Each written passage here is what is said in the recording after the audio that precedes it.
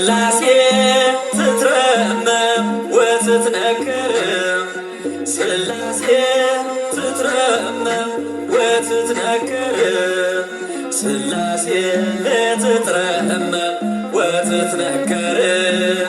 ስላሴ ትትረመም ወትትነከር ስላሴ ትትረመም ወትትነከር ስላሴ ትትረመም ወትትነከር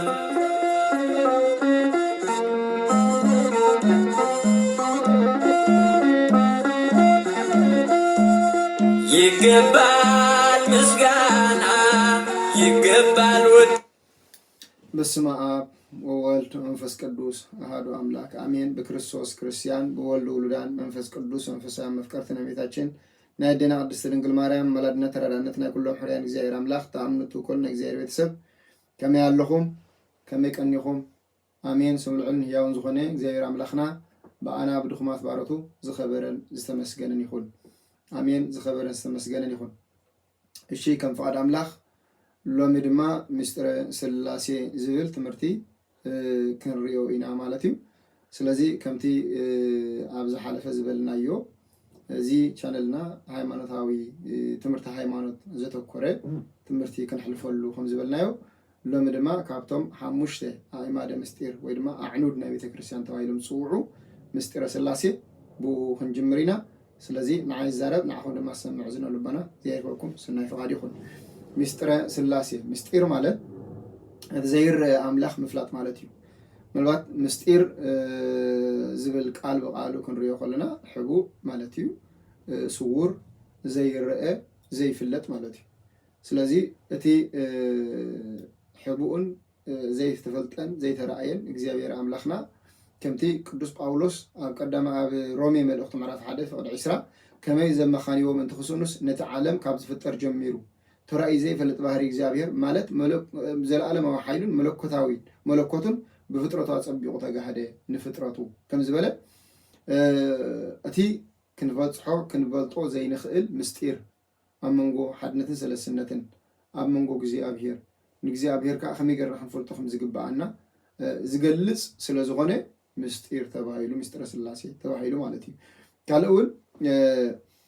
ንሊቀ ነቢያት ሙሴ ገጸ ይርኢ ብሂወት ክነብር ዝኽእል ፍጡር የለን። ስለዚ መለኮታዊ ሓይሊ ኣምላኽ፣ መለኮታዊ ግርማ ኣምላኽ፣ መለኮታዊ ገጽ ኣምላኽ፣ መለኮታዊ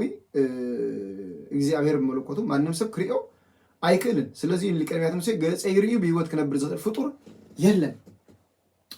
ገጸ ይርኢ ክነብር ዝኽእል ፍጡር የለን ዝበሉ። ስለዚ ገጸይ ክትሪአና ኣይትኽእልን ኢኻ ዝበሉ ማለት እዩ። ስለዚ ንእግዚአብሔር ክሪኦ ዝኽእል ዋላ ሓደ የለን። እንተኾነ ዮሃንስ ወንጌላዊ ምዕራፍ 1 ፍቅዲ 18 ዘሎ ቃል እንታይ ኢልና ኣሎ ሲልኩም ሓደ እኳ ንኣምላኽ ዝረኣየ የልዎን እቲ ኣብ ሕቑፋ ኣቦኡ ዘሎ ሓደ ወዱ ግና ኣጋሃዶ ኢልና ኣሎ። ንኣምላኽ ካብ ደቂ ሰብ ይኹን ካብ ካልእ ዝረኣየ የለን፣ ወላ ሓደ ሰብ ዝረኣየ የለን። እንተኾነ ግን ነቲ ዘይረአ ኣምላኽ ክንሪኦ፣ ነቲ ዘይደሰስ ኣምላኽ ክንድስሶ፣ ነቲ ዘይጭበጥ ኣምላኽ ክንጭብጦ ዝገበረና ግን እቲ ኣብ ሕቑፋ ኣምላኽ ዘሎ እግዚአብሔር ወልድ ኢየሱስ ክርስቶስ ብስጋ ተገሊጹ ምስ መጸ ግን ነቲ ዘይረአ ኣምላኽ ርኢናዮ፣ ነቲ ዘይፍለጥ ኣምላኽ ከዓ ፈሊጥናዮ። ከምቲ ባዕሉ ቅዱስ ፊልጶስ ኣብ ዮሃንስ ወንጌል ምዕራፍ 14 ፍቅዲ 6 ዘሎ ቃል እንታይ ኢልዎ ነይሩ? ሕጂስ ይኣኽለና ኩሉ ነገር ርኢና ይኣኽለና ንኣቦ ጥራሕ ርኤና ኢልዎ ማለት ክሳብ ክንዲ ዝኣክል ዶ ዓሻይ ክሳብ ክንዲ ዝኣክል ኣይፍለጥካንን ኢሉ እቲ ንዓይ ዝረኣየ ንመረኣየ ነቦ ረኣየ። ስለዚ ነቲ ክንሪኦ ዘይንኽእል ዝነበርና ኣቦ ብምኽንያት ኢየሱስ ክርስቶስ ጌርና እንታይ ጌርና ማለት እዩ ርኢናዮ። ስለ ቃል እግዚአብሔር ኣምላኽና ዝኸበረን ተመስገን ይሁን። ስለዚ ንስላሴ ምፍላጥ ዝግበር ፃዕሪ ብእምነት እምበር ብፍልጠት ዘይብፃሕ እዩ እሞ ምስጢር ተባሂሉ ምስጢረ ስላሴ ተባሂሉ። ምክንያቱ ንስላሴ ክንፈልጦም ኢልና ክንፅዕሮ ፃዕሪሲ ብእምነት እንተዘይኮይኑ ብፍልጠት ክንበፅሖ ስለዘይንኽእል ብፍልጠት ናይ ዛዕለም እዚኣ ክብፃሕ ስለዘይከኣል እንታይ ገይሮ ማለት እዩ ምስጢረ ስላሴ ምስጢር ተባሂሉ። ስለዚ ቅዱስ ጴጥሮስን ቅዱስ ጳውሎስን ይቕረታ ቅዱስ ጳውሎስ ኣብ ቀዳማይ ቆሮንጦስ ምዕራፍ 1 ፍቅዲ 18-19 ዘሎ ጥበብ ጠቢባን ከጥፍየ ምስተውዓልቲ ማስተውዓልቲ እውን ክደፍን እየ ዝበለና ማለት። ስለዚ ዓለም ብጥበባ ንስላሴ እንታይ ትገብሮ ይካለት ኣይትሪኦን እያ፣ ክትሪኦ ኣይትኽእልን፣ ክትፈልጦ ኣይትኽእልን፣ ክትበፅሖ ኣይትኽእልን። ስለዚ ክብፃሕ ዘይከኣል ኣምላኽ ከምቲ ንባህሮቱ ገይሩ ዝገለፀሉ كم تنقدس بيتروس جيرو زجلسون كم تنقدس بيتروس جيرو زرعهم قدس بيتروس كأزم هارنا سلازي بهتي مستير أملاح جيرنا جد نتنا إجزابير مستير كنفلتون كنبصحون إجزابير عدي لنا سلك قالوا إجزابير أملاحنا زخار أنت مسجن يخون سلاسي زبل قال اللاسي ناي مالت ناي جئز قال خون كله سلسة سلوس جن كأزي فلاله هذا سلسنة مالتي هذا سلسنة مالتي سلاسي مالت ناي جئز قاليو جن كأ سلوس نعمت سلوس كورنا عنه إذا سلوس كورنا عزيز بهنتاي زقومي بسلست حنسات زقومي كم خاص اللاسي بسلست أكلات زقومي سلوس مالت سلسته حادة سلسته مالتي سلاسي حادة يخونو سلسته يخونو حادة خايخون سلازي سلوس قدوس سلازي فعلا لحادنة እግዚአብሔር ሓደ ክኾን ከሎ ሰለስተ እዩ ሰለስተ ክኾን ከሎ ከዓ ሓደ እዩ እዚ ናይ እግዚአብሔር ሰለስትነት ፍሉይ ሰለስትነት እዩ ሰለስተ ጥራሕ ኢልና ሱቕ ኣይንብልን ደው ኣይንብልን እንታይ ዳ ሓደ ከዓ እዩ ሓደ ኢልና እውን ደው ኣይንብልን እንታይ ዳ ሰለስተ ከዓ እዩ ስለዚ እግዚአብሔር ናይ ሰለስትነትን ናይ ሓድነትን ወናነ ብምዃኑ እንታይ ይበሃል ስላሴ እግዚአብሔር ሲ ናይ ሰለስትነትን ናይ ሓድነትን ናይ ሰለስትነትን ናይ ሓድነትን ወናነ ብምዃኑ ስላሴ ይበሃል ማለት እዩ ስለ ቃሉ እግዚአብሔር አምላኽና ዝኸበረን ተመስገን ይሁን ያዚ ናይ ሰለስትነትን ናይ ሓድነትን ወናኒ ስለ ዝኾነ ስላሴ ይበሃል ካልእ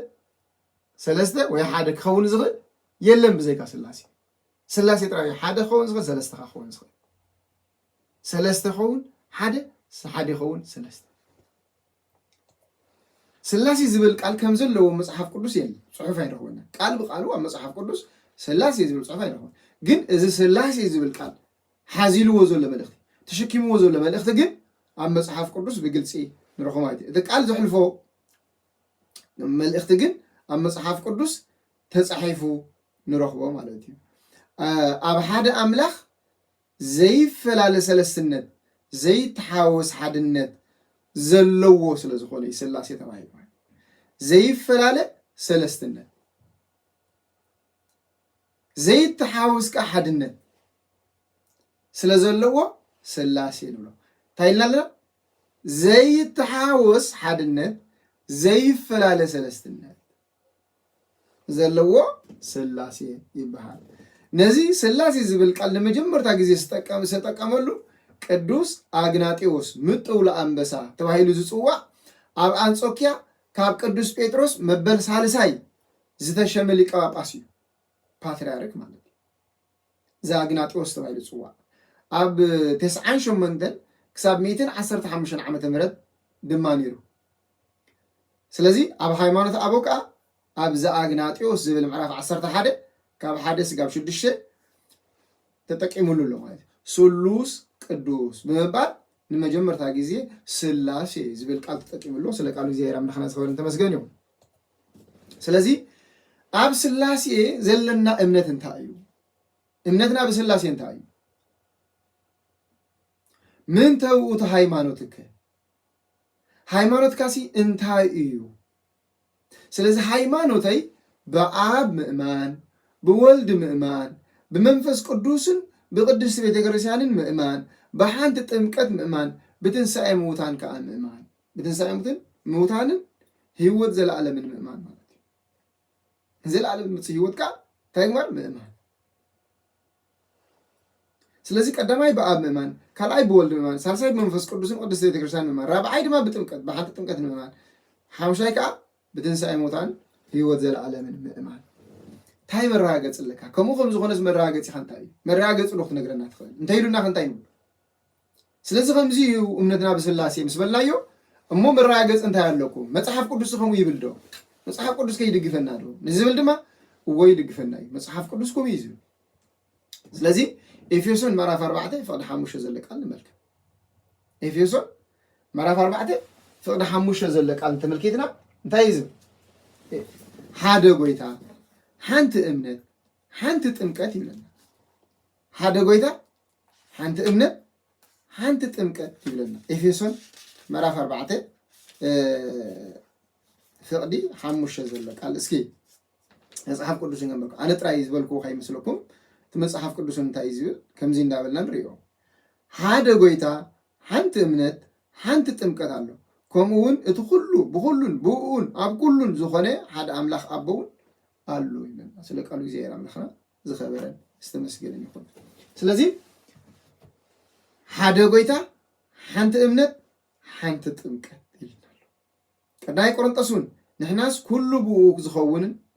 ንሕና እውን ንኸውን ሓደ ኣምላኽ ጥራይ ኣቦ ኣለና ኩሉ ብኡ ዝኸውንን ንሕና ከዓ ብኡ ንኸውንን ሓደ ጎይታ ኢየሱስ ክርስቶስ እውን ኣለና ይብለና ስለዚ ብላዕሊ እንታይ ኢልና ሓደ ጎይታ ኣብዚ ከዓ እንታይ ኢልና ኣሎ ኣቦን ወልድን ከዓ ጠቂስዎም ኣሎ ቀዳይ ጴጥሮስ ድማ ምዕራፍ 1 ፍቅሪ 2 እንታይ ይብለና ዘሎ ንኢየሱስ ክርስቶስ እዙዛት ክትኮኑ ብምጻግዶሙ ከዓ ምእንቲ ክትነጹ በቲ ቀዳሲ ዝኾነ ስራሕ መንፈስ ቅዱስ እግዚአብሔር ኣቦና ዝሓረየኩም ጸጋን ሰላምን ይብዛሓልኩም ይብለና ኣሜን ጸጋን ሰላምን ናይ እግዚአብሔር ኣቦና ምስ ኩላትና ክኸውን ኣብ ኩላትና ከዓ ክበዝሕን ክዓዝዝን እግዚአብሔር ሰናይ ፈቃድ ይኹን ምክንያቱ እቲ ጸጋን ሰላምን ኣምላኽና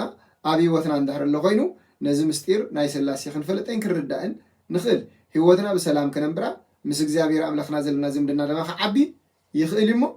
ኣሜን እግዚአብሔር ኣምላኽና ጸጉን ሰላሙን ኣብ ኩላትና ይብዛሕ ስለዚ ኢየሱስ ክርስቶስ ምባሉ እግዚአብሔር ወልድ እዩ በቲ መንፈስ ቅዱስ ምባሉ እግዚአብሔር መንፈስ ቅዱስ እዩ እግዚአብሔር ኣቦና ምባሉ ድማ እግዚአብሔር አብ እዩ ስለዚ አብ ወልድ መንፈስ ቅዱስ ጠቂሶም ኣሎ እዚ ኣብ ተሓደኻ ሓንቲ እምነትን ሓንቲ ጥምቀትን ጠቂሶም ኣሎ ስለ ቃሉ እግዚአብሔር ኣምላኽና ዝኸበረን ተመስገን ስለዚ ኣቦሃትና ሐዋርያትን ኣብ ኣመክንዮ ዝብል ናይ ሐዋርያት ኣመክንዮ ኣብ ቅዳሴ ኩሉ ግዜ ወይ ኣመክንዮ ወይ ከዓ ጸሎተ ሃይማኖት ይድገም ኩሉ ግዜ ካብ ሓደ ወይ ጸሎተ ሃይማኖት ወይ ከዓ ኣመክንዮ ዝሐዋርያት ስለዚ ኣብዚ ኣመክንዮ ዝሐዋርያት እንታይ ዝብላሉ ብኩሉ ዘመናት ሁሉ መጀመርታን መወዳእታን ዘይብሉ ዘለዓለማዊ ንኩሉ ፍጥረታት ዝፈጠረ ሓደ እምበር ክልተ ኣይኮነን ሰለስተ እውን ኣይኮነን ንዘለዓለም ዝነብር ሓደ በይኑ እዩ ይብለና ማለት እዩ ስለ ቃሉ እግዚአብሔር ኣምላኽና ዝኸበረን ተመስገን ይኹን ስለዚ እንታይ ኢልና ነይሩ ሓደ ጎይታ ሓንቲ እምነት ሓንቲ ጥምቀት ኢልና ነይሩ ስለዚ ሓድነት እግዚአብሔር ሓድነቱ ኢልና ነይሩ ኣብዚ እውን ሓድነቱ ይነግረና ኣሎ ቅዱስ ጴጥሮስ እንታይ ኢሉና ሰለስትነቶም ነጊርና ኣብ ወልድ መንፈስ ቅዱስ በምባል ማለት እዩ ሓድነቶምን ሰለስትነቶም ስስ ብኩሉ ብዝመሃረና መሰረት ሓደ ኣምላኽ ሓደ ጎይታ ሓደ ናይ ነገስታት ንጉስ ሓደ ናይ ኣማልክቲ ኣምላኽ ከም ዝኾነ ንኣምን እዞም 318 ርቱዓነ ሃይማኖት ኣቦታትና ድማ ሊቃውንቲ ናይ ቤተክርስቲያን ጳጳሳት ናይ ቤተክርስቲያን ኣቦታት 318 ኣርዮስ ንምጓዝ ዝተጋብኡሉ ድማ እንታይ ኢሉምና ነይሩ ንኣምን ብሓደ ኣምላኽ እግዚአብሔር ኣብ ዓለም ዝፈጠረ ዝርአን ዘይርአን ኩሉ ዝሓዘ ሓደ እግዚአብሔር ኣቦና ምስኡ ማዕረ ዝኾነ ብሓደ ወልድ ኢየሱስ ክርስቶስ እውን ንኣምን ካብ ብርሃን ዝተረኸበ ብርሃን ካብ ሓቀኛ ኣምላኽ ዝተረኸበ ኣምላኽ ስለዚ ካብ እግዚአብሔር ኣቦኡ ዝተወልደ ምስ ኣቦኡ ከዓ ማዕረ ዝኾነ ዝተወልደ እምበር ዝተፈጥረ ዘይኮነ ወልድ ዋህድ ኢየሱስ ክርስቶስ ብጎይታ ድማ ንኣምን ኢሎምና ማለት ካብ ኣብ ሰረፀ ንዓለም እውን ዝድሓነ መንፈስ ቅዱስ ንኣምን ኣብ ነቢያት ሓዲሩ ዝተናገረ መንፈስ ቅዱስ እንታይ ንገብር ንኣምን ኢሎምና ሓንቲ ናይ ሐዋርያት ጉባኤ ብዝኾነት ሓንቲ ቅድስቲ ቤተክርስቲያን ንኣምን ንስሬት ሓጢአት ትኸውን ሓንቲ ጥምቀት እውን ንኣምን ንዘለዓለም ዝመፅእ ህይወትን ተስፋ ንዘለዓለም ዝመፅእ ህይወትን ተስፋ ሙታን ከዓ ተስፋ ንገብር ብኡኻና ብምባል ከዓ ደምዲም የብልና ማለት እዩ ስለ ቃሉ እግዚአብሔር ኣምላኽና ዝኸበረን ተመስገነን ይኹን እሞ ሃይማኖት ሓደ ወይ ከዓ ሰለስተ ድዩ ሓደ ይኸውን ሰለስተ ድዩ ክበሃል ዘለዎ ድሕሪ ከምኡ ኮይኑ ሃይማኖትካ እንታይ ተባሂልና ብስላሴ ኣብ ወልድ መንፈስ ቅዱስ እንተኢልና ሓደ ይኾኑ ሰለስተ ይኾኑ እንተኢልና እሞታ ሃይማኖትካ ሓደ ይኾኑ ሰለስተ ይኾኑ ክበሃል ይኽእል ዶ ኣይከኣልን ሃይማኖት ድማ ሓንቲ እያ ሓደ ይኮነትን ክልተ ይኮነ ሰለስተ ይኮነን እንታይ ዳ ሓንቲ ከም ተቀዲምና ዝረኣናየ ግን ሃይማኖት ሓንቲ እያ እንተኾነ እዞም ዝበልናዮም ተተሓሒዞም እዮም ሃይማኖት ወይ ከዓ እምነት ዝኾኑ ማለት እዩ ሃይማኖት ወይ እምነት ዝኾኑ እዚኦም እዮም ስለዚ ኣብ ወልድ መንፈስ ቅዱስ በሓንቲ ቅድስት ቤተክርስቲያን በሓንቲ ጥምቀት ትንሣኤ ሙታን ብምእማንና እዚ ሃይማኖት እምነት ይባሃል ኩሎም እዚኦም ኣውሰላሕ እዚኦም ብፍላይ ከዓ በኣብ ብወልድ መንፈስ ቅዱስ ምስጢረ ስላሴ ስለዝኾነ በኣብ ብወልድ መንፈስ ቅዱስ ስለዚህ በአብ ወልድ መንፈስ ቅዱስ አብ ወልድ መንፈስ ቅዱስ ክንከልና ሓደ ይኾኑ ሰለስተ ክንብል ከለና እንታይ ይብለና እስመ እሁዛን ወስንሱላን እሉ ሰለስቱ ይሰመዩ አሃደ ከዊን እስመ እሁዛን ወስንሱላን እለ ሰለስቱ ይሰመዩ አሃዱ ከዊን እስመ እሁዛን ዘለዓሉ ሰንሰለት ተተሓሒዞም ዘለዉ ሰንሰለት ማለት ተተሓሒዞም ዘለዉ ሰንሰለት እዞም ተተሓሒዞም ዘለዉ ሰንሰለት እንታይ ይበ ሓደ ይኾኑ ተተሓሒዞም ሰለስተ ተተሓሓዙ ሓደ ይኾኑ ዝተተሓሓዘ ሰንሰለት እዚ ሰንሰለት እዚ እንተሪእናዮ ተተሓሒዙ ብዙሕ ሰንሰለት እዩ ዘሎ ኣብ ውሽጡ ብዙሕ እዩ ዘሎ ግን ተተሓሒዙ እንታይ ይኸውን ማለት እዩ ሓንቲ ሰንሰለት ተባሂላ ትፅዋዕ ማለት እዚኣ ሓንቲ ሰንሰለት እያ ግን እንታይ ኮይና ኣላ ማለት እዩ ሓደ ምስተ ሓደ ምስ ተተሓሓዘ ተተሓሒዛ ግን እንታይ ትበሃል ሰንሰለት ኣይትበሃልና ስለዚኦም ከዓ እዞም ተተሓሒዞም ዘለዉ ኣብን ወልድን መንፈስ ቅዱስን ተተሓሒዞም ዘለዉ እንታይ ይኾኑ ኣሃዱ ከዊን ኢሉ ይሰመዩ ኣሃዱ ከዊን ሓደ ይኾኑ ማለት እዩ ሓደ ይኾኑ እስመ እሁዛን ወስንሱላን እሉ ሰለስቱ ይሰመዩ ኣሃዱ ከዊን እሁዛን ከመይረሲ ኣሃደ እሁዛን ተተሓሒዞም ምባል ሓደ ይመልክን ንሓደ እዩ ዘርኢ ኣሃደ ብዙሃን ከመናርእዮ በህላዊ ስላሴ ወበስሜተ ቅድስት ቤተ ክርስቲያን በተሰይሞት ኣሃደ ጉባኤ ከዓ ይብለና ማለት እዩ በጣም ይዝገርም እዩ መቸም ኣቦታትና ከገልፅዎ ከለዉ ድንቂ እዩ ድንቂ እዩ ድንቂ ኣዝዩ ድንቂ ኣገላለፁ ስለዚ እሁዛን ክብል ከሎ ሓደ የመልክት ሓደ የርኢ ብዙሃን ናይ ስላሴ ብዙሃን ህላዌ ስላሴ ብዙሃን ኢልና ክንዛረብ ከለና ኣብ ህላዌ ስላሴ ብዙሃን ኢልና ወይ ከዓ ሰለስተ ኢልና ክንዛረብ ከለና ግን በቲ ቅድስቲ ቤተክርስቲያን ተፀዊዓትሉ ዘላ ሓንቲ ጉባኤ ዝብል ክንገልፆ ንኽእል በቲ ቅድስቲ ቤተክርስቲያን ተፀዊዓትሉ ዘላ ሓንቲ ጉባኤ ሓንቲ ቤተክርስቲያን ተባሂላትሉ ዘላ ብኡ ክንፀምዮ ንኽእል ብኡ ክንሪኦም ንኽእል ብኡ ክንገልፆ ንኽእል ምክንያቱ ቤተክርስቲያን ኣብ መላእ ዓለም እያ ዘላ ስዛ ኣብ ኤርትራ ኣላ ኣብ ዓዲ እንግሊዝ ኣላ ኣብ ኢትዮጵያ ኣላ ኣብ ግብፂ ኣላ ኣብ ህንዲ ኣላ ኣብ ሶርያ ኣላ ኣብ ኣርሜን ኣላ ኣብ ኩሉ ኣላ ኣብ ኣሜሪካ ኣላ ኣብ ኤውሮጳ ኣላ ቅድስቲ ቤተክርስቲያን ግን እዚአን ብዙሓት ኣካላት ግን እንታይ እየን ሓንቲ ቅድስቲ ቤተክርስቲያን እያ ዋላ እኳ ብዙሓት ኣካላት እንተኾኑ ሓንቲ ቅድስቲ ቤተክርስቲያን ልክዕ ከምዚ ኸማና ማለት ልክዕ ብሰብ እንተሪእና እዝኒ ኣለዎ ዓይኒ ኣለዎ ኣፍንጫ ኣለዎ ኢድ ኣለዎ እግሪ ነናይ ገዛ ርሱ ፃዋዓ ኣለዎ እንተኾነ ግን ሓደ ሰብ እዩ ዝበሃል ሓደ ሰብ እዩ ዝበሃል ምናልባት ኣብዚ ናይ ሰብ ዓይኒ ናይ ስራሕ ኣለዎ እቲ ናይ ስራሕ ናይ ስራሕ ኣለዎ ኩሉ ቤተክርስቲያን ካዛ ኣብ መላእ ዓለም ዘርጊሓ ዘላ በብቦታኣ ትሰርሕ ኣላ ምእመናን ተፍሪ ኣላ ግን እንታይ ሓንቲ እያ ብዙሓት ቤተክርስቲያናት የለዋን ሓንቲ ቤተክርስቲያን ስለዚህም ከዓ በስሜተ ቅድስት ቤተክርስቲያን ወበተሰይመተ ኣሃቱ ጉባኤ ወበተሰይመተ ኣሃቱ ጉባኤ ኢሎም ማለት ስለ ቃሉ እግዚአብሔር ኣምላኽና ዝኸበረን ተመስገን ነው ስለዚ እንታይ እዩ ዝብለና ዘሎ ማለት እዩ እዞም ሰንሰለታት ከምቲ ዓንተቦ ምሽ ስሉስ ኩርናዕ ሪና ነርና ዓንተቦ ስሉስ ኩርናዕ ሪና ነርና እዚ ስሉስ ኩርናዕ ክንደይ ሰለስተ ጨረር ዝቆመ እዩ ሰለስተ ሕንፃት ዝቆመ እንድሕር ተፈላለዮም ግን ዝተፈላለዩ ዓይነት ቅርፂ ክህቡ ይኽእሉ እዮም ስለዚ ስላሴ ግን ኣይፈላለዩን እዮም እዚ ስሉስ ኩርናዕ ኣይፈላለዩ ስላሴ ግን እንታይ አይገብርን ኣይፈላለዩን እዚ ሰንሰለት ስንሱላን ወሁዛን ክንብሎም ከለና ስንሱላን ወሁዛን ክንብሎም ከለና ድማ እዚ ሰንሰለት እዚ ይፈላለዩ ስላሴ ግን ኣይፈላለዩን ዝፈላለዩ ይኩን ስለዚ ዘይፈላለ ሓድነት ዘይፈላለ ሰለስትነት ይቕረታ ዘይፈላለ ሰለስትነት ዘይተሓወስካ ሓድነት ዘይፈላለ ሰለስትነት ዘይተሓወስካ ሓድነት ብምውናን ስላሴ ተባሂሎም ይፅውዑ ማለት እዩ ስለ ቃሉ እግዚአብሔር ኣምላኽና ዝኸበረን ተመስገን ይሁን ስለዚ ስላሴ ኢልና ክንዛረብ ከለና ብዛዕባ ስላሴ ኢልና ክንዛረብ ከለና ቀሊል ነገር ኣይኮነን ማለት እዩ ስለዚ ስላሴ ሓደ ይኾኑ ሰለስተ ከዓ ይኾኑ ስለዚ ከም ፍቃድ ኣምላኽ ኣብ ዝቕፅል ዘሎ ምንተ ውእቱ ኣሚን በኣብ ምእማን ማለት እንታይ ማለት እዩ ዝብል ከም ፍቃድ ኣምላኽ ክንሪኦ ኢና ማለት እዩ በኣብ ምእማን ማለት እንታይ ማለት እዩ ዝብል ስለ ቃሉ